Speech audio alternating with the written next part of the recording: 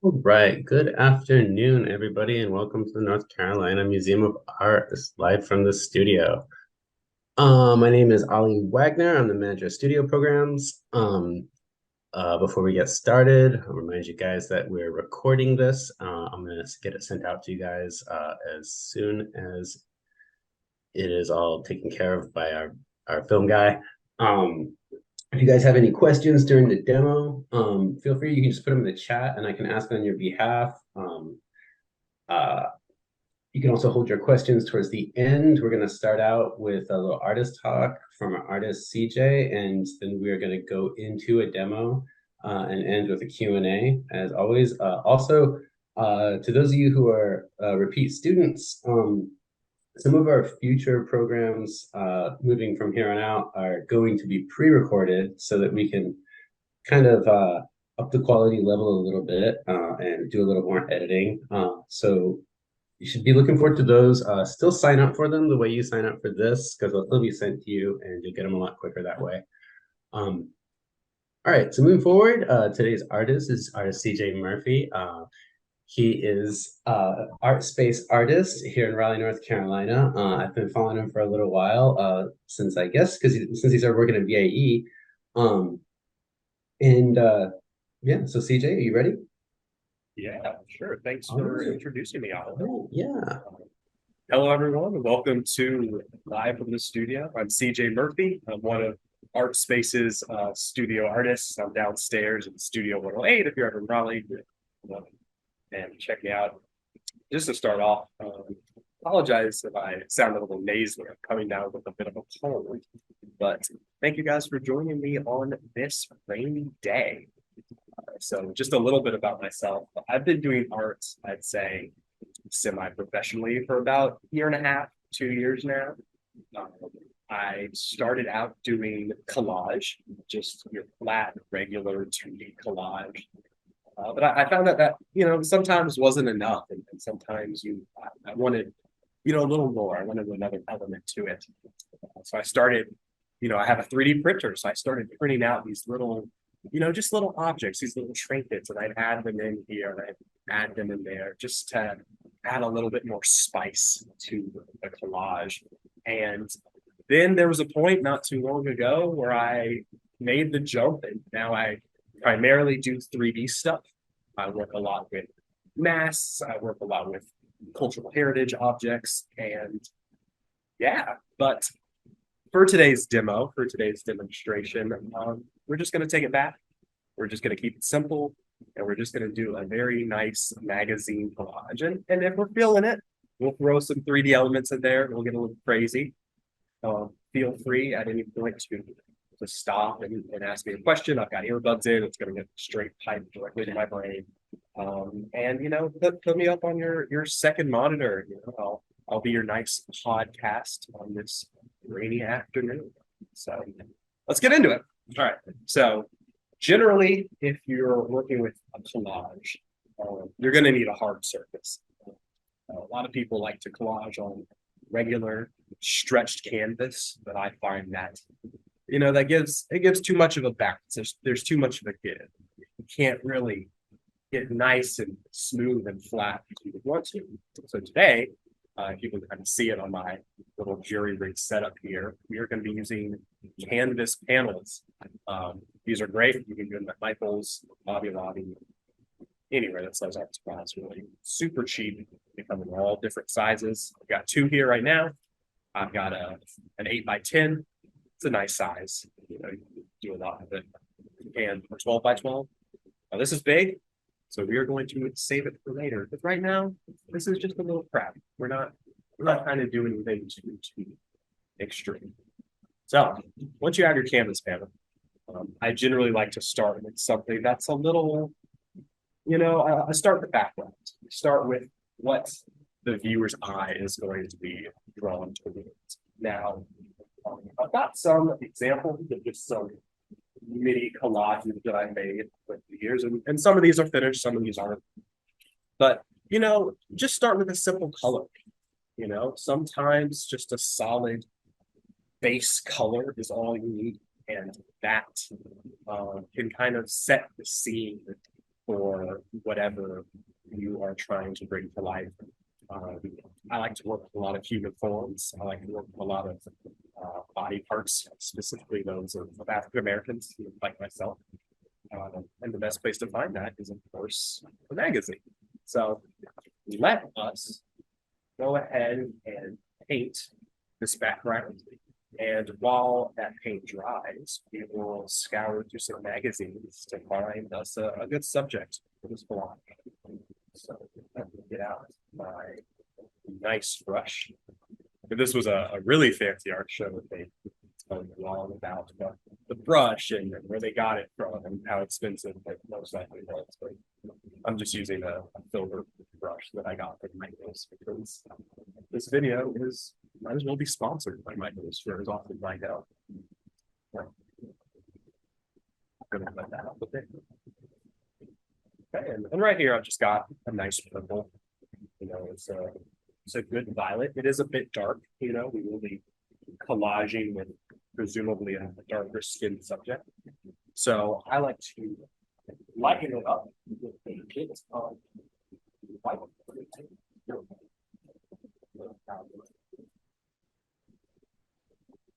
Go ahead and get some of that.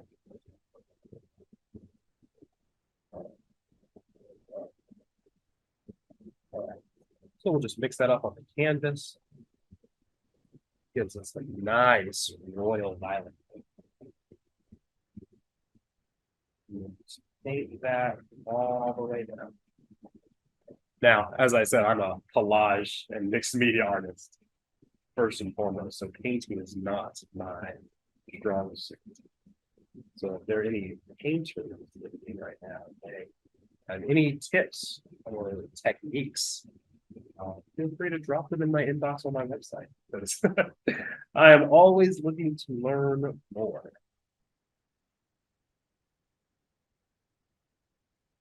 Just a little bit more on just to finish it off.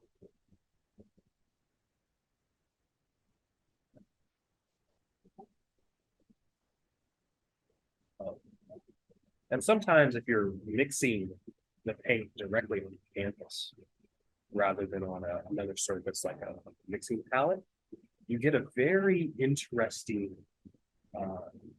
gradient or almost like a splotch. And while that can be undesired in some instances, I find that it brings a lot of character to a background that otherwise would just be, you know, one flat color. So, you know, having these, you know, little light color highlights here and there in some areas that are a bit darker, you know, they really help to bring just a smidgen of character.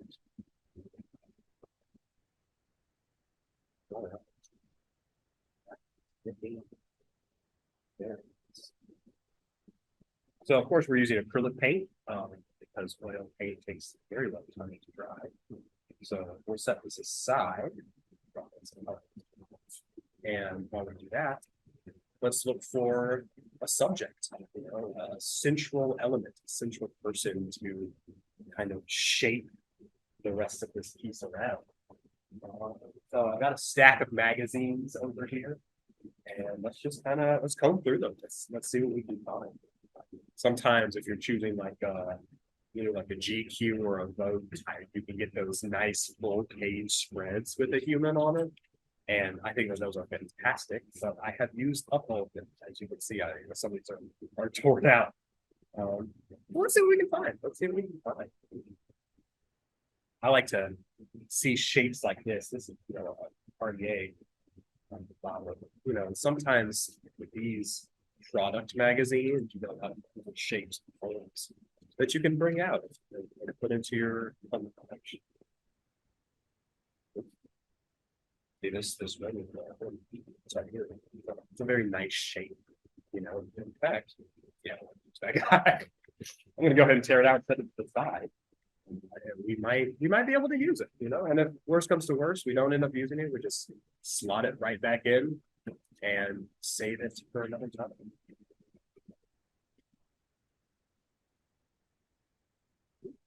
That might be good. I don't like to have a lot of text in my collages, but if that text was there, this would be a perfect subject just to go right in front of the black on the white.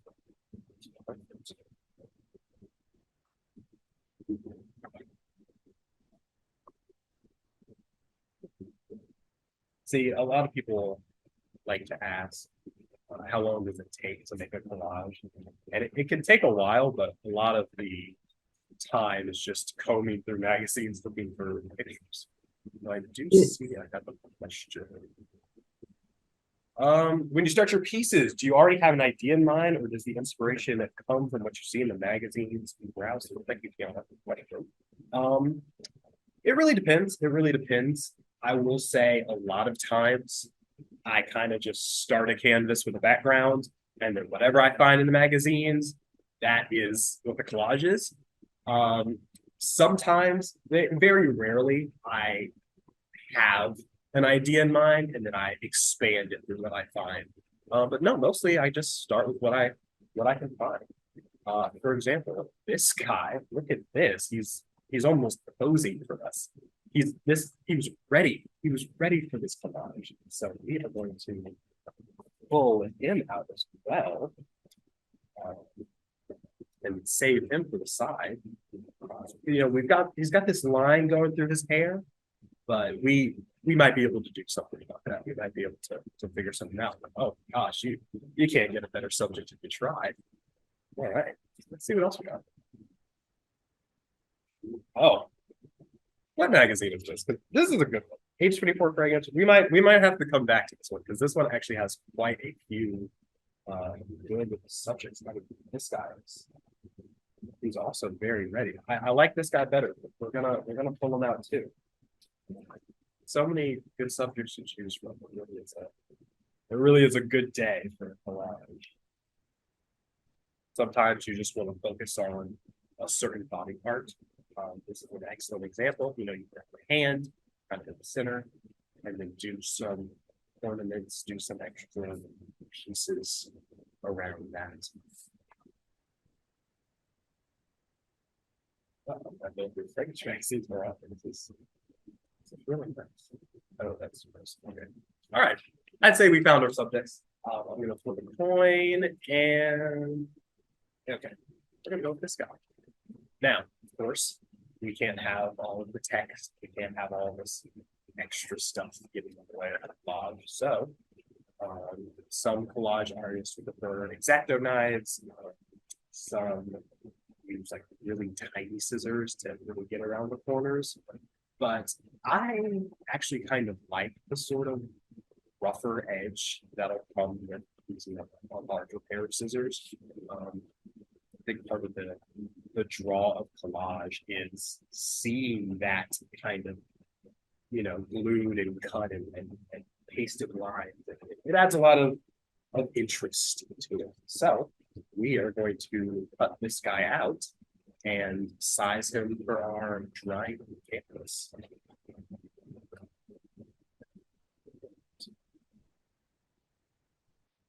And in the same vein of cutting these out, it really is going to come down to artistic preference and artistic technique. But some people prefer to be a whole lot more careful, and some people prefer not to. I generally try and follow the outline. I generally try and follow on the outside, but every so often you'll sneeze, you'll pick up, something will happen, and you'll carve a deep gouge into it. But I find that that's not necessarily a bad thing. A lot of this artistic process is about rolling with the punches. It's about working with what materials and what time and the universe will put in front of you. So if it just so happens that you cut a giant gouge in your piece, you roll with it. You work with it. I'd say a lot of my best pieces have come out of that sort of unconscious nature. Now, something very interesting that I run into a lot with cutting out pieces and subjects for my collages is hair. Obviously hair, especially on the edges, it's very, stringy and very hard to cut out, especially when we're dealing with, African American hair, that has a lot more frills and curls. And, there is a point where you kind of just have to almost feather the edge or just sort of leave it to um, interpretation of design because you're not going to be able to cut out every single thing in the image. Sometimes, and there's a piece I had um, three black women, and for their hair, once I had it cut out, I actually ended up painting the hair in using a very fine black paint. And what that gave me is a very, very cool three-dimensional effect where the hair becomes this subject of this. And it's a technique that we might use in this one, if we feel like the piece needs it. And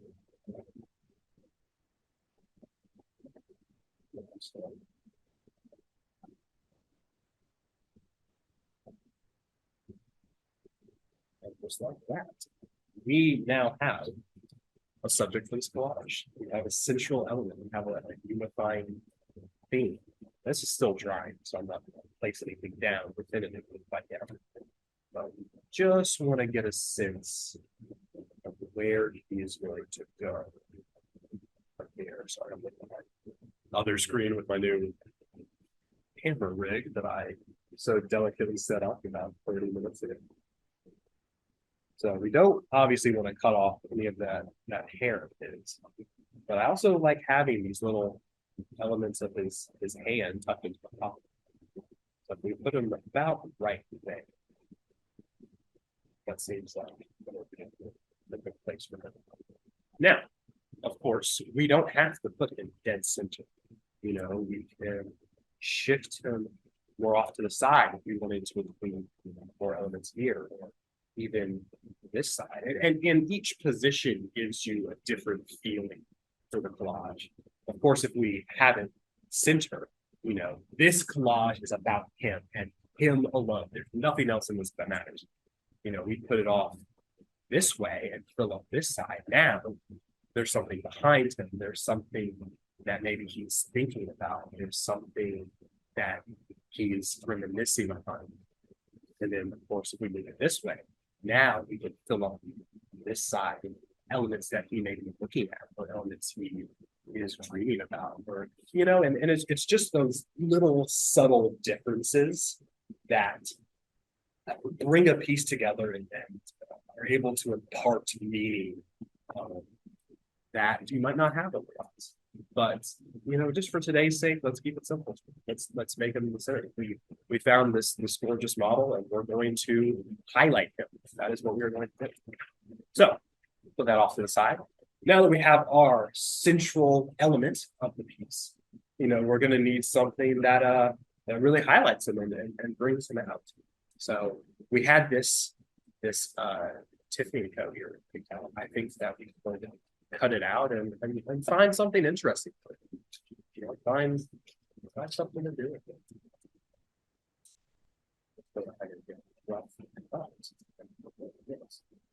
Of course, coming out the outside is one thing, but for elements like this, where sometimes you want to cut out the center, generally I like to cut out the center first. Find that it's a lot easier to cut out the outside once the inside's done, rather than cut out the inside once the outside's done. Don't ask me why or how, but I have cut out many things from many magazines, and it's just something I've learned once. We're gonna go ahead. Cut out this inside, and of course, once again, you don't have to be too precious with your cuts. Sometimes that rough, jagged edge or little nicks here and there is exactly what makes the piece so interesting, and exactly what people might be looking for in your direction.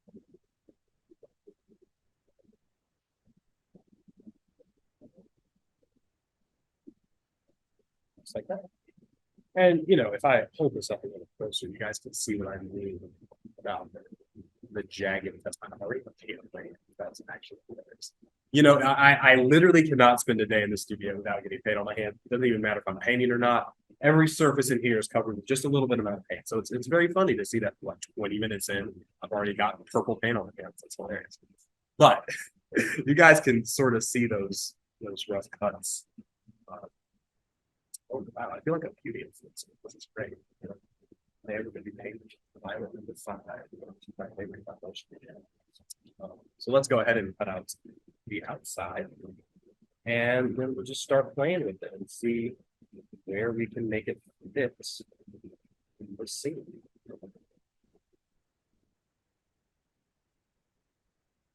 Sometimes you get to these really thin edges, and you have to be a little bit more careful than what I was suggesting doing earlier. But sometimes you will slice right through it, and I don't want to waste such a beautiful beauty. I'll select it. I think that was going to be a little bit.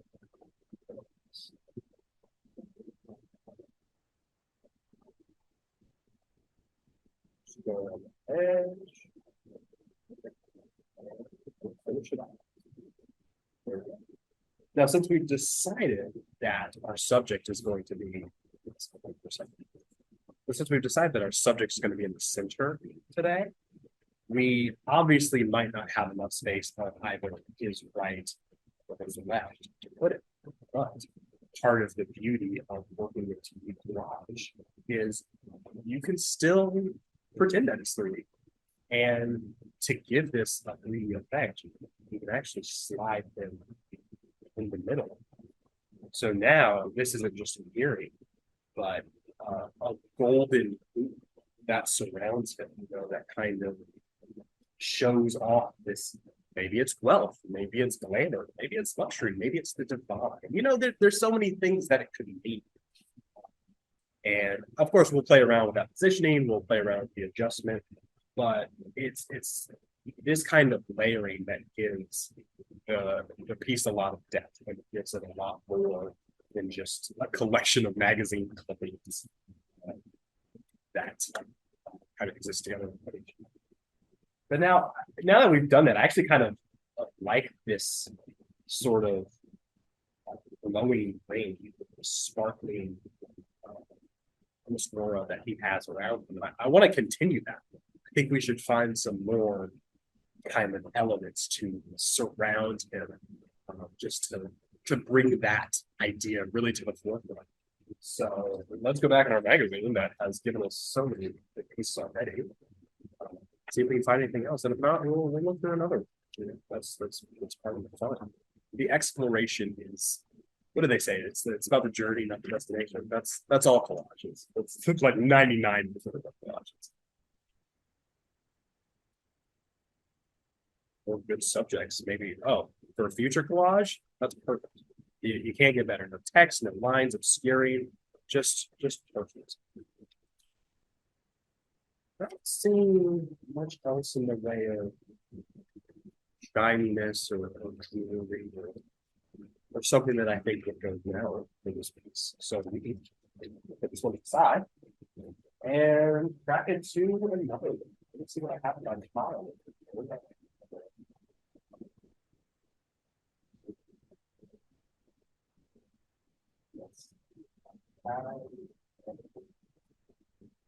This is Walter, the Art and Soul of Raleigh, a local magazine.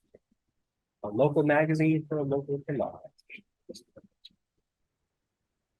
Already you can see we have some nice gemstone that might look very good in this piece that kind of has that something. Keep my hand on some more jewelry.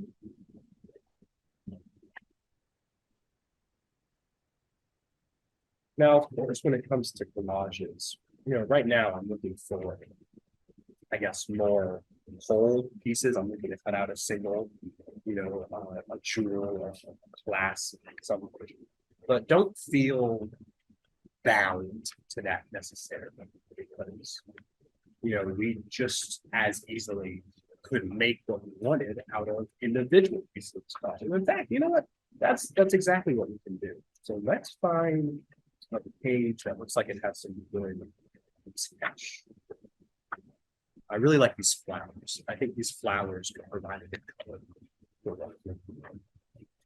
what's here.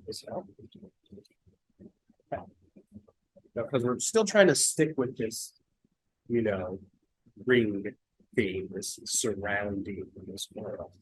We're going to take this and we're going to cut it into the shape that we want, because that's what this is all about.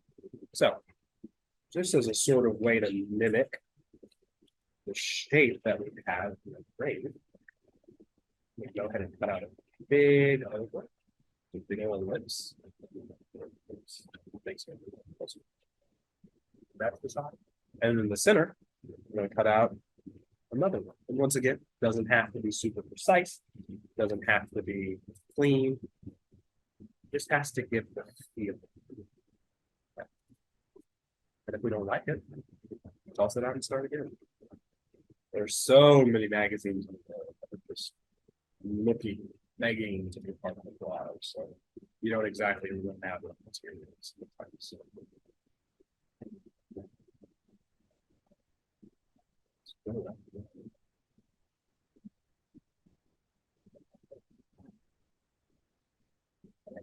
Once again, now we've got this really nice ring that you can't really tell where it came from originally, but it's got the floral vibe. It has those floral colors. I think that this ink is going to pair really nicely on this background. So let's slide that on. That we've kind of continued this theme, this surrounding that we've been cultivating for this garage. Now, of course, we don't have to make all the rings kind of orbit at the same angle, at the same frequency. We kind of have this, you could have them exactly the same, you could have them same angle, but different, almost like you've seen those competitions where people have like a bunch of hula hoops and they'll have one around the waist and one around the neck and some on the arms. We can have some fun with it. So now we have two. I think two is good, but I think three is the magic number. So let's find one more item, one more texture that we can use to bring around and sort of round out this section of the collage. So we kind of, just for demonstration's sake, we've got one that's an actual object that we just collaged. We have one that's sort of made from other elements of the magazine. But part of the beauty of collage is that you really can move from anything. So I actually have some options that we can do. I have some specialty paper that kind of has a nice fabric, like texture. It sort of looks like a wallpaper. That's some actual fabric that I think is nice, but might be a little tough to cut. I also have some ribbon, and it's just this binding process, this searching. It's really what brings a collage. But I'm gonna go with the specialty paper because it has gold accents. I love gold accents, and we already got something that has gold accents, so I think it's gonna work really well. Over to the side that I've already cut out of previous projects. And if we want this ring to go, we could have it go at the very top and sort of act as almost like a halo of some sort. Maybe this, our subject is, blessed and highly favored. Maybe our subject, believes himself to be very kind. There's a lot of symbolic interpretations of the halo. And that's kind of up to the individual viewers to decide what they get. So, goodbye to the paper, put you back here. And obviously, it's got a nicer oval shape out of this. I could do it a little better.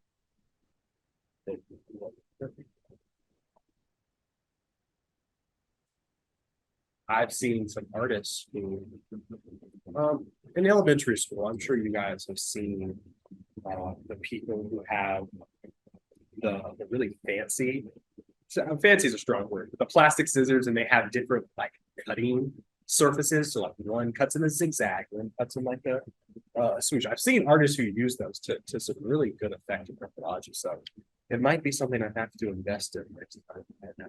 My goodness. Let's go ahead and get on the inside.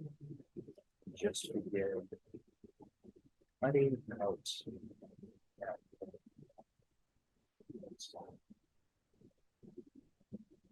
We'll see what it looks like and start piecing together the supporting elements as well. Once we have our main pieces all together.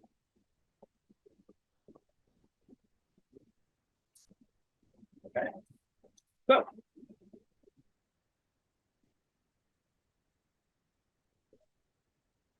and we can almost place it in a way to start hiding like that line that we have from the magazine that doesn't really make any sense now that it's outside of the context excuse me, of the magazine.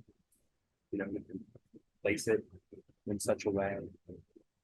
Or we could continue. We could have it cover his eyes, I like to cover eyes a lot. Don't ask me why. It's a weird quirk that I picked up in our work. A lot of artists have weird quirks that just show up in their works a lot. And if you ask them about it, sometimes they have an answer, sometimes they don't. One of the ones that does not yet have an answer. We will start playing with that composition. Just start, before we've put it down onto our canvas, we can just kind of see where we want everything to be before we begin to put it down. So we have another question. You mentioned GQ earlier. Are there any other specific magazines you find yourself going back to frequently? That is a good question, John. Any magazine, I would say, that has a lot of good, clean, uninterrupted, excuse me, photographs of people. I find myself so GQ. So that one, the perfume one, was actually really good for it. I tend to find myself staying away from any magazine where I guess people are not necessarily the focus. So like product magazines, they're fine. Food magazines, they have their purposes, but no, I pretty much stick to people magazines because a lot of the other abstract elements I pull from other sheets of paper, I pull from other magazines, I pull from other materials. So yeah, good question. All right. We've sort of got a rough composition going. I'm going to move myself to the side, and it seems like our background has finished drying. Shout out to acrylic paint for drying very quickly. Now, I like to work in a more of a sequential order. Some people, harkening back to the planning question, some people like to have all of the elements and the entire collage planned out before they start gluing stuff down, because once you glue down, especially with magazine paper, it's kind of a point of no return. You're not pulling that back up without tearing some stuff off. I am not one of those people. I like to just go for it, stick it down, and if I don't like where it is, we'll make it work. Now, to get into a little bit of technical nitty-gritty, you have a bunch of different options when it comes to collage. Of course, you can stick with the standard Elmer's glue. It's simple, it's easy, it dries clear, just in case you're going to shoot it. You can't go wrong. And a lot of time for edges of collages, I'll kind of peel them up and stick it down. So I find this very good for spot fixes. You can also use, of course, Mod Podge. Mod Podge, it's really nice. It smooths down and you can kind of smear it down with your hand or like a credit card or something flat to really get all the bubbles out. I will say that as far as magazine paper goes, I don't like to use Mod Podge merely because it is a water-based glue. And as you can imagine, any sort of contact with water will absolutely take this thing out, and it will be spraying in your hands like toilet paper before you even put it on the canvas. You of course can use hot glue, but obviously I would say hot glue is a lot better for elements that weigh more than paper. So even if I was using like a poster board, I'd probably use hot glue, but it might be a little too heavy duty. Maybe we'll close that back out later. You know, who knows? Um, Personally, this is my favorite go-to glue. It's not technically a glue. It's called matte gel. It's actually an acrylic medium. And an acrylic medium is anything that you can mix into acrylic paint to give it another effect. So, of course, this being a matte gel, the desired effect of your acrylic paint is to turn it thicker, to turn it into more of a gel-like substance for various reasons. Pause real quick, because I see another question. Great seeing the process and hearing your thoughts. Is there a concern about using copyrighted images? Thomas, that's actually a fantastic question. Sometimes, but for the most part, no. So this was something that I kind of thought about and was concerned a lot about when I first started making collages, because this is a professional photo shoot from a magazine. Like, I do not own this image in any way, but after a lot of research and a lot of talking to different artists who also do collage, it's really not something that we have to worry about, mainly because collage sort of falls in that nice artistic gray area where like parody and satire fall. You could take a song that someone else has made, you can change some of the lyrics, and now you can call it a parody. Or even as a cover band, you can take someone else's song and their same melody and sing it again, call it a cover. You're good. You're good. And collage sort of falls in that same realm. Of course, you can't take, like, I couldn't take this image and then put it on my website and say that I took the photo. As long as you are not taking credit for the attribution of these images, then you're generally good about copyright. So that's a very good question, and something that I have concerned myself with a lot. So matte medium is actually my favorite gel. I can't remember who told me to use it at first. I might have found it in a YouTube video or something, but it's a fantastic glue. And it's just those little things that really help. So first thing we're going to do is, this might be a little complicated to do down, simply because we're having these interlapping over. And sometimes if I'm doing overlapping elements, they all need to be glued down at the same time, is I will get a thing of tape, just normal Scotch tape, flip it over, tape everything where it needs to go. So then when I'm trying to glue this thing down, it's not running all over the place and flopping, shifting around. So we know that this is where we want this going through to go. So we're going to hold that in place, flip them over, and tape it down.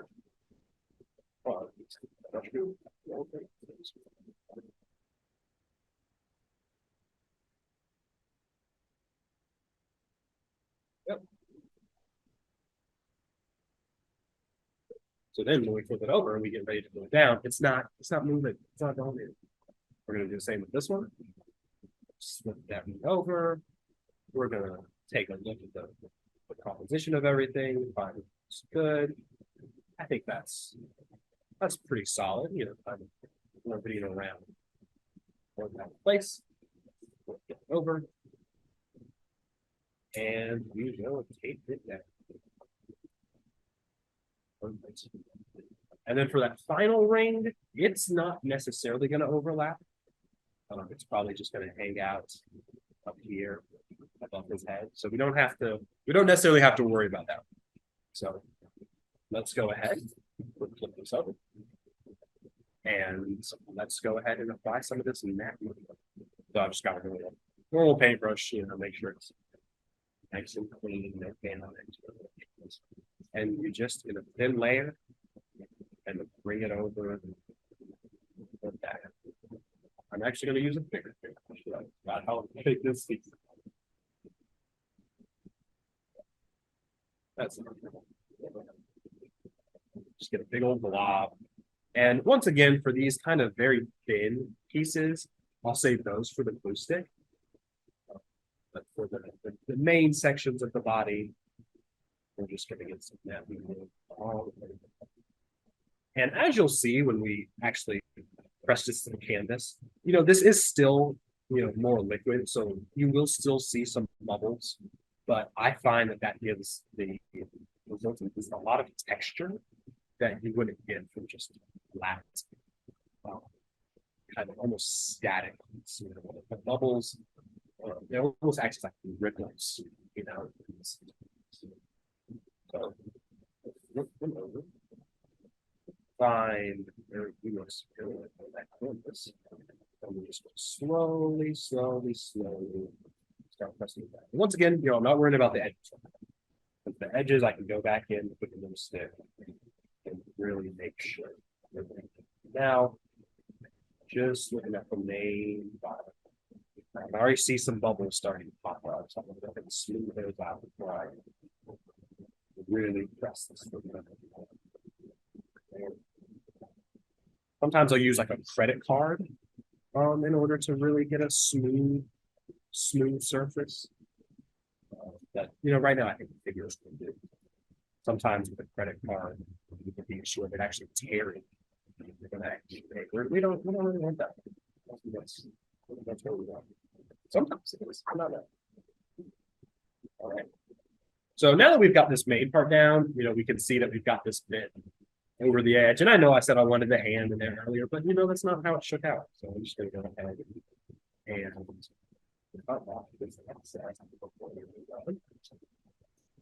just so we can really see what's on the front. See what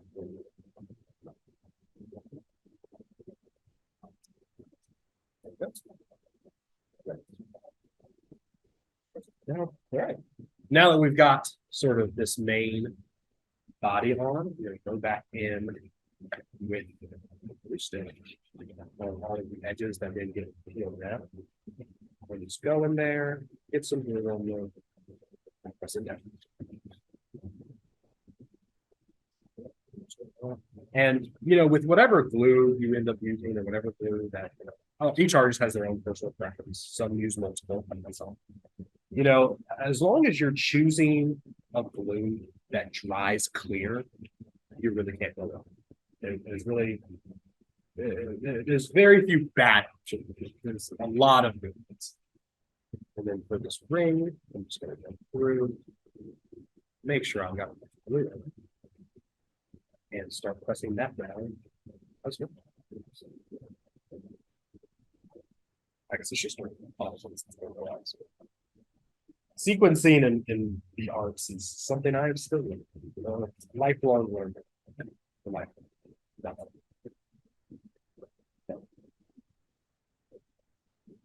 We just want to make sure we have everything before we proceed, because we don't want this thing popping. Really got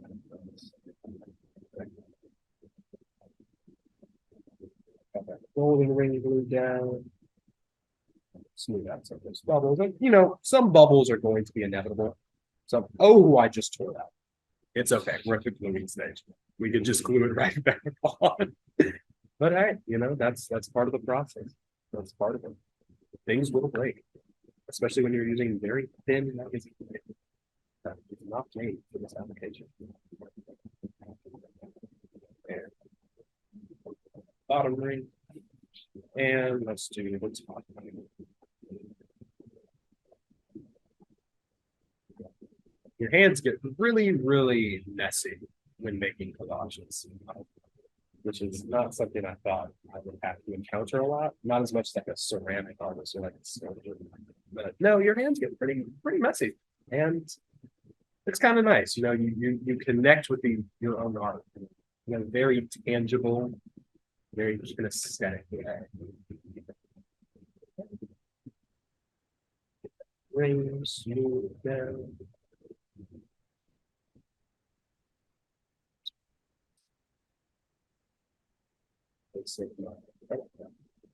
And then just a little net right under there.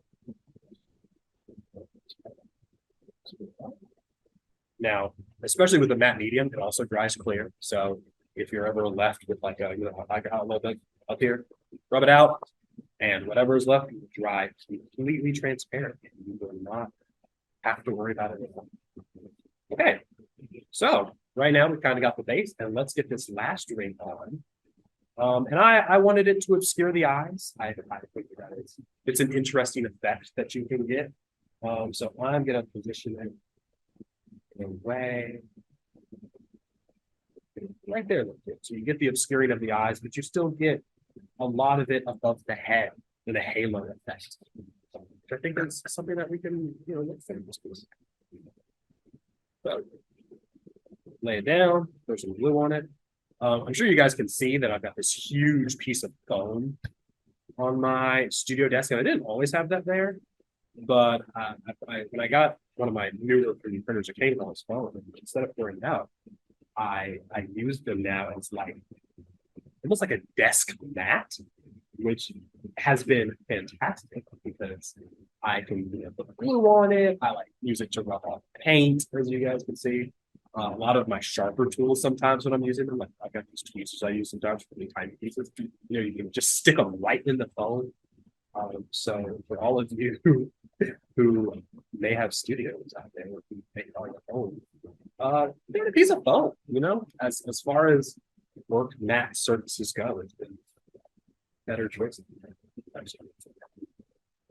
And the nice part about matte medium is because it's meant to be painted, you actually can paint it on top of everything as well.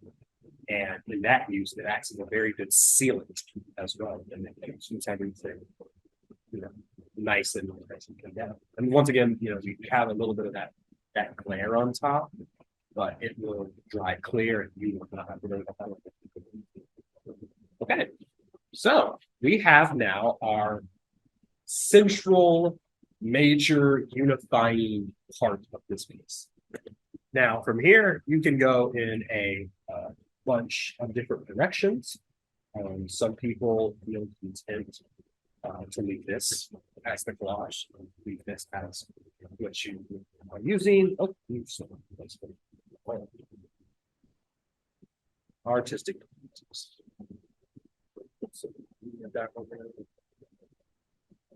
And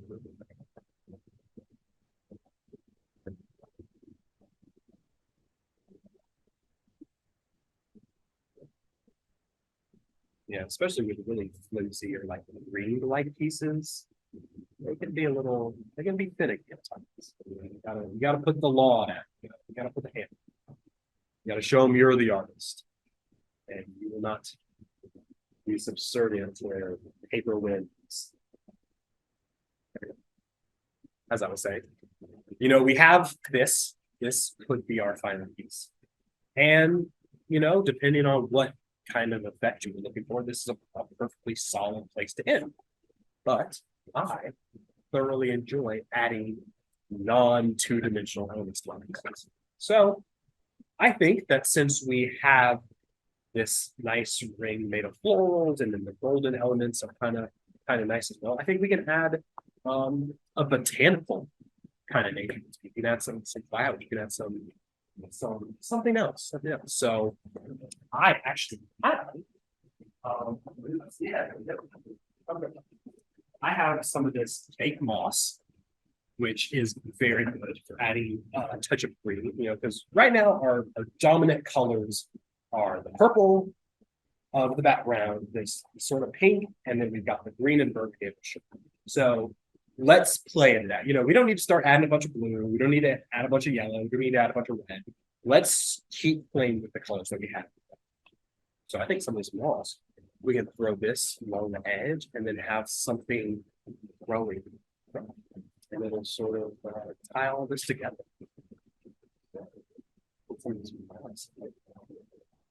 I don't know if this is real moss or not. I got it from Michael's. I'm imagining it's like real dry moss. You never know. You never know how it is. So let's just kind of mock some of the stuff around the bottom, just to see what it looks like, just to see if we like the effect that that's giving us. You know, so far. I don't know about y'all. You know, and then it starts playing with our sense of depth. It starts playing with the sense of scale. Is this a very large man rising above like the treetops? Is this a man that we're looking at like over a garden hedge? It's part of the. So we'll set that aside, and now I would say it's a very good time to break out the hot glue gun, especially when it comes to stuff that has a lot of frills. Hot glue is perfect because it's when it's hot, at least it's sticky enough to capture all of those frills. Now you also can use, much like there is matte gel, I also have a tinier container, heavy, super heavy matte gel. And you can use this stuff to glue down pretty much anything. In fact, I've got a piece of progress that I used some super matte heavy gel on to move it under the camera for you guys to see. But you've got this really large faces, and this was designed by me, and then I 3D printed it. But this is being held to the canvas solely through that heavy matte gel. So it's a very versatile substance. But right now, we're going to stick with the all too familiar hot glue, because if it works, why use anything else? So we're just going to grab little tufts, and we're just going to stick them down along the edges of the collage. Don't too worry too much about the inevitable hot glue strings that will result, because that's not, they'll kind of almost blend in with the moss. And at the end, we can go through with the tweezers and pick out the larger, more undesirable ones. We're just going to work slowly and surely.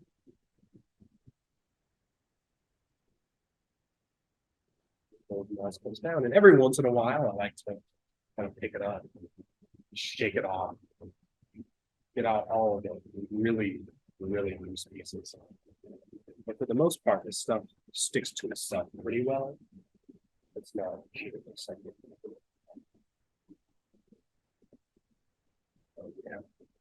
This is probably better.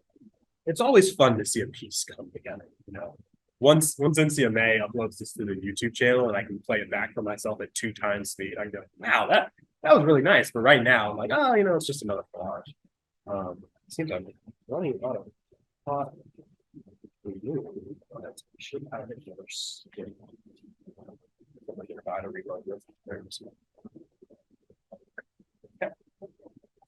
And then we'll just round off the edge with some dumps.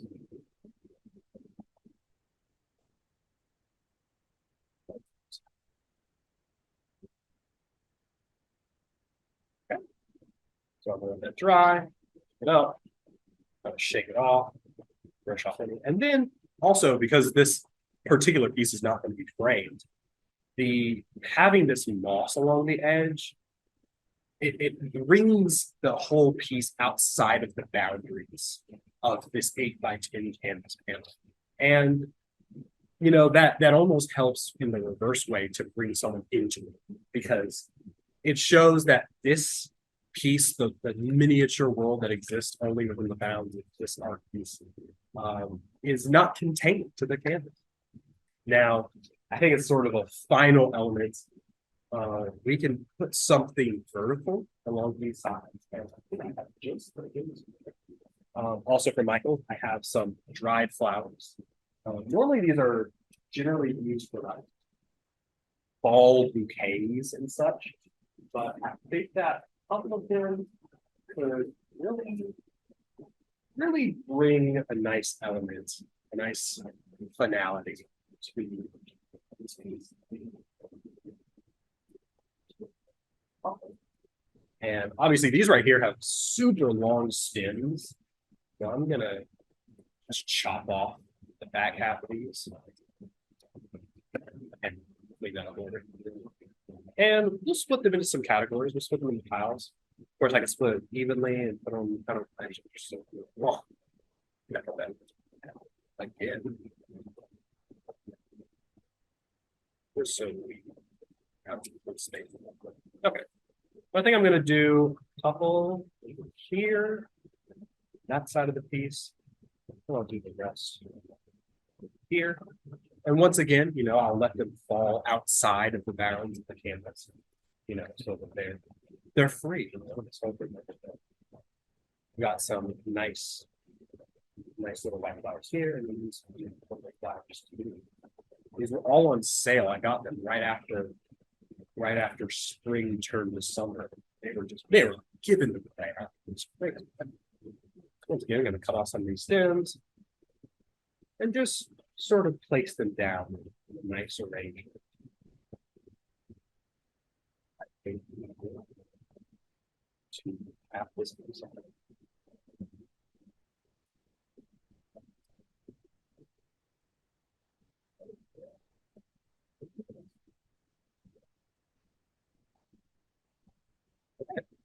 I think that this is a good little arrangement for our garden piece that's coming together that we've built together over the course of the last hour.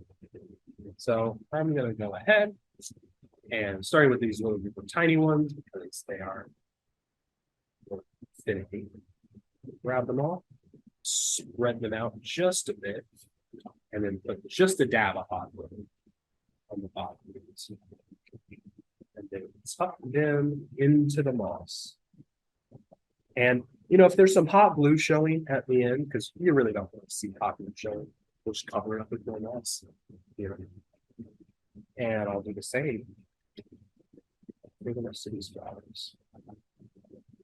And sort of give this garden a little bit of life, or a little bit of dehydrated life, once alive flowers. The semantics on it.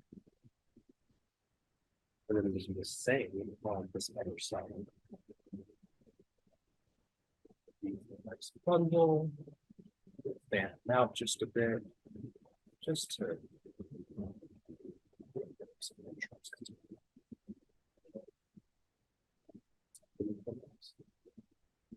and let them grow. And they're going to want to spread out when you put them on the canvas. And let them spread out. Let them spread out. Let them grow as they would. Things like that. That's there. And then we'll do one slow. Just kind of right.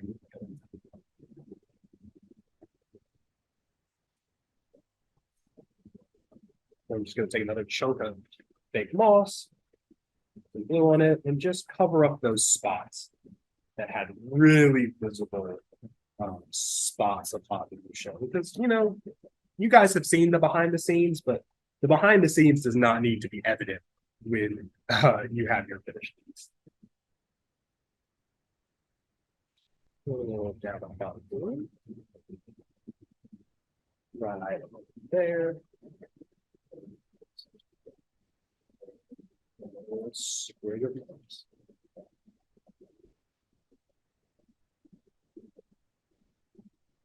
All right. So while those flowers are drying, I'm going to take my tweezers. I'm going to go through. It's kind of hard for me to see, but I've got a glare with this light on that reflects off the bottom of these strings. And we can get all of this flowers. We don't want this piece to look like this covered with spider webs that's stuff on the ground. Up with it, shake it off, get the dust off, get the really loose pieces of moss off that are going to stay with us.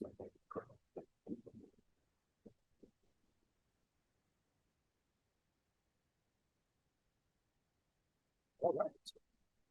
And just like that, we'll hold it up to this camera. I'll hold it up to both cameras. We have completed ourselves a nice mixed media collage. What is it titled? I'm firmly against using untitled for pieces.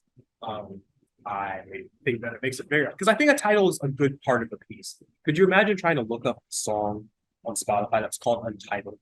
Unless you're Kendrick Lamar, that and we're not Kendrick Lamar. I'm so this piece needs a title, and then we can call it. Let's see, something botanical, something. You know what? I also don't believe the title has to be complicated. We're going to call this piece "Walking in the Garden." Title in progress. But thank you so much, you guys, for listening in on the creation of this mixed media collage, Walking in the Garden. Let's see. Thomas, another question. Hey, very cool to see the work come together. Do you ever coat the log with a layer of Mod Podge with varnish to sort of seal things in before adding elements? Sometimes, yes, I do. A lot of times I'll use Mod Podge. There's a piece right around here that used Mod Podge as a varnish. A lot of times I will literally just get a can of matte finish and spray it on. And the fun part about matte finishes is generally I add these in after I've added the 3D elements in because the aerosol nature makes it super easy to apply to everything. And that's exactly what we're going to do. Being good on the process. And just a layer. And it also helps when I use these dried flowers because it sort of keeps it in and lets it kind of seal in. So I think we're going to do an official Q&A now. I know a lot of you guys may have asked your questions and I've answered them, but if you have any more, feel free to ask them now. I'll answer them. We'll get to it. But thanks for coming out. Thanks for watching this piece come together. You know, you see how unplanned it all is, but you still see how you can make something pretty interesting. So ask away.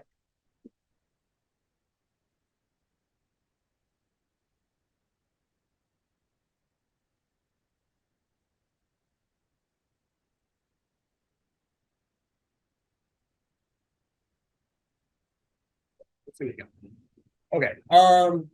John, what challenges did you face moving from 2D to 3D works? I would say the biggest challenge, it was sort of a sense of scale.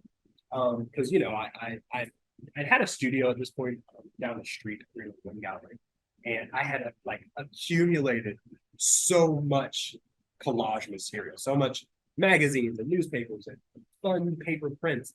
And then when I decided that I wanted to work with 3D, all of a sudden, the amount of materials I could even use, quadrupled. Now I wasn't just looking at, oh, what magazines are going to be colored? Ooh, what newspapers can I draw? But now I was like, oh, look at that random piece of metal that I found walking down the street. That would be good in a mixed media. So I would say the hardest part has just been the sense of all of the new things. It's like a whole new world opened up to me, and I'm still finding new things to use. So good question. Meredith, what is your favorite way to frame your work? I have these Jerry's Artorama is where I get a lot of my art supplies too. And they have these fantastic frames that have these little, they're almost like spring contacts. And just by pushing those four in, you can just take the back off and have the piece. And I love using these frames because A, they're really easy, B, they're not super expensive, and C, those spring contacts adjust a lot. So if I have a piece that's thicker or has more mixed media stuff, I can fit it in just as well. I used to use Walmart frames, but they were awful. They're horrible because they just weren't made for mixed media. So Jerry's has a lot of good frames, especially those. Thomas again.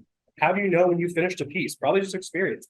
I would say it's actually, to quote the poets, piece is never finished, only abandoned.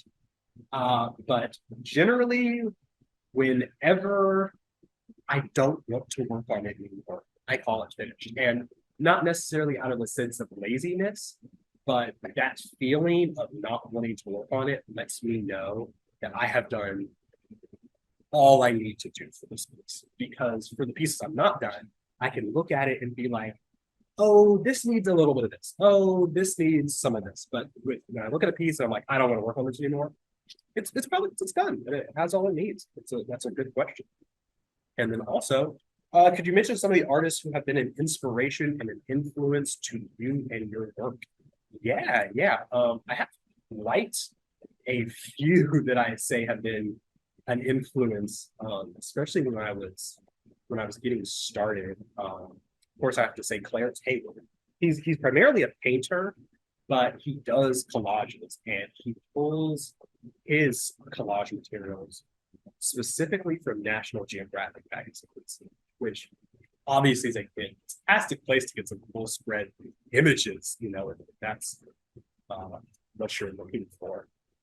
Magnus Moon, he does some really cool artistic collages, and his also are like slightly mixed media, which are really nice. He knows how to add those pieces in. And just as rule of threes, Wangechi Mutu, she's really good. I saw some of her work at the Nasher once, Duke's Art Museum, and she does collages, but hers are really surreal. She likes, excuse me, she likes like almost Frankenstein, these really interesting looking creatures that have human features but aren't necessarily human, and that sort of ties into the theme of her work. So those are some artists that I really enjoy. Like looking at and like copying from sometimes. What's the quote that gets tossed around all the time? Imitation, sincere form of flattery. There we go. That's me in a nutshell. Good questions. These are some really good questions, you guys. I enjoy sharing the artistic process of speakers. And this is pretty much what I do every time I'm in the studio, except generally there is a video essay or a podcast or some loud music blaring somewhere. So it was nice to get to wind down a bit. Also, I will say that explaining the piece as I'm making it is a very good way for me, as well to learn about it to me. Because I'd say a lot of what the artistic process is happens almost unconsciously. So having to be like, why am I cutting out this piece? And be like, no, because I like the subject. It's helped me as well. So this has been a great experience. Dorothy has a question. Are you concerned about the archival quality of the materials that you are using? Yes, I will say that a lot of magazine stuff is not archival. So that is a concern. Sometimes these dried flowers, especially with the varnish, will last a long time, but a long time is not forever. There are things generally you can do, and that I will use for certain pieces to increase that. A lot of times, this is the matte finish I normally use, but I also have a matte finish that specifically has UV blockers in it, and that is really good to keep it work. I generally don't use it as often because it's more expensive, and generally most people who have some of my pieces aren't hanging them in the sun, but sometimes if you need just a little bit of extra staying power, archivally speaking, that's what I will use. But that's a good question. That's a good question. Especially with paper. Paper is one of the least archival things unless it's like specially treated non-alkaline museum paper. But sometimes I understand that time will take a hold of this piece and yellow it and decay it and sun bleach it, and that's I don't know, sort of the ephemeral nature of it. But good question.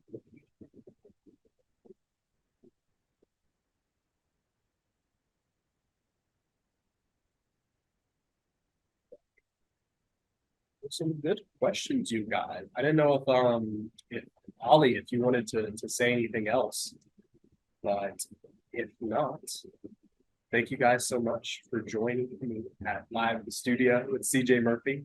I can't remember who he said the next one was. I think it's Jillian Goldberg. She's good. So of course, join the NCMA for that. But if that is all you guys have, thank you so much for joining me. And you guys have a wonderful rest of your day. Stay dry out there with this thunderstorm.